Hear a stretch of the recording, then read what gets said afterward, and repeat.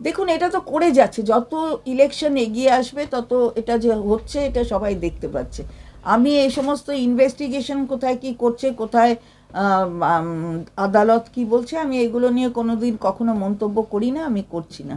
কিন্তু এটা প্রকাশ হয়ে যাচ্ছে যে এই নিরপেক্ষ সংস্থাগুলো, তারা কিন্তু রাজনৈতিকভাবে উদ্দেশ্য প্রণোদিতভাবে তাদেরকে ব্যবহার করা হচ্ছে। আমরা কখনো কোনো ইডি অফিসার, সিবিআই অফিসার, তাদের বিরুদ্ধে আমরা কখনো বলি না, কিন্তু এই যে ওদের পরিচালনা করছে এটা তো কখনো হয় না। আচ্ছা, সিবিআই, আপনি একবার ভেবে দেখবেন যে সিবিআই কিন্তু বহুদিন আগে 2013 সালে দিল্লি স্পেশাল পুলিশ এস্টাবলিশমেন্ট অ্যাক্টের আন্ডারে যে সিবিআই ফর্ম করেছিল, অর্থাৎ আলাদা কোনো আইন নয়, একটা ওই আইনের মধ্যে সিবিআই আনা হয়েছিল, সেই নোটিফিকেশনটা গুয়াহাটি হাইকোর্ট 13 সালে ওটাকে নাকচ করে দিয়েছে, বলেছে ওটা হবে না, ওটা বেআইনি।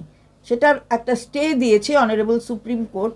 সেটা 14 সালের থেকে ওটা চলছে, ওটা নিয়ে কেউ ব্যস্ত নয় যে ওটাকে ভেকেট করতে হবে। এই ব্যস্ততাটা নেই কেন সরকারে?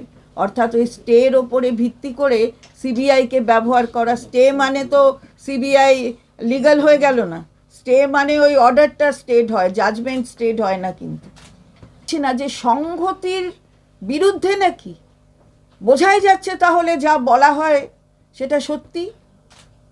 সংহতি যাত্রা মানে সব ধর্ম, সব জাত, সবাইকে নিয়ে সংহতির বার্তা দেয়া।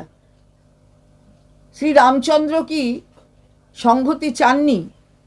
তাহলে সংহতি নিয়ে এত অসুবিধে কেন বিরোধী দলনেতার?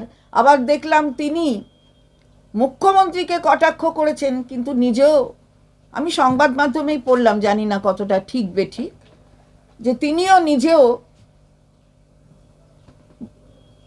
এই ধরনের মিছিলের ডাক দিয়েছে এবং তিনি মিছিলে পা মেলাবেন। বহু নাকি মিছিল হবে, মিছিলে মিছিলে নাকি পা মেলাবেন। তাতে সংহতি যাত্রা, এটাকে কটাক্ষ করার কি প্রয়োজন আছে? এটা বাংলা, সুতরাং সবাই নিজের অধিকার প্রয়োগ করতে পারছে। এটা অন্য রাজ্য না, বিজেপি শাসিত রাজ্য না। সেখানে আমরা দেখেছি, আমাদের যখন প্রতিনিধিরা সেখানে গেছেন, তাদের এয়ারপোর্ট থেকে, স্টেশন থেকে আটকে দেওয়া হয়েছে। আদালত কথা তো বলতেই পারে এজির সাথে, এজি বলবেন, রাজ্য সরকার বলে দেবে সংহতি র্যালি কি করছে, কোথায় থেকে কোথায় কি হবে, মাননীয় মুখ্যমন্ত্রী কোথায় যাবেন। আদালত চাইলে নিশ্চয়ই সে কথা রাজ্য সরকার বলবেন, মাননীয় অ্যাডভোকেট জেনারেল বলবেন। এতে অসুবিধার কি আছে? বুঝতে পারি না, যদি উনি এক্সএমএলএ বলে থাকেন তাহলে উনি নিয়ে গিয়ে সামনে থেকে ধরিয়ে দিতে পারেন। উনি বলছেন দেখা যাচ্ছে, তাহলে উনি কোথা থেকে দেখেছেন আমি জানি না। আমি এই ইনভেস্টিগেশনগুলো আমি বুঝতে পারি না, যে এই ইনভেস্টিগেশনের মধ্যে আমি নিজেও বলতে চাই না। আর এরা এরকম মন্তব্যটা করে কি করে? দেখা যদি যায়, আমি যদি দেখতে পারি, ধরুন একজন অ্যাকিউজডকে, আমি যদি তাকে না ধরিয়ে দিই, তাহলে ও অপরাধ আমার ওপরেও লাগু হয়। কিন্তু সুতরাং এসব অবান্তর কথাগুলো মানে হয় না। পুলিশের কাজ করছে, ইডি যেরকমভাবে তাদের ওপরওয়ালারা বলে দিচ্ছে, আমরা তো বলছি উদ্দেশ্য প্রণোদিতভাবে কাজ করছে, ওদের কোনো দোষ নেই। সিবিআইও তার কাজ করছে উদ্দেশ্য প্রণোদিতভাবে, যেমন ওপরওয়ালারা বলে দিচ্ছে। আবারও বলছি, তাদেরও কোনো দোষ নেই। সিবিআই অফিসার অথবা ইডি অফিসারের বিরুদ্ধে আমরা কখনো বলিনি।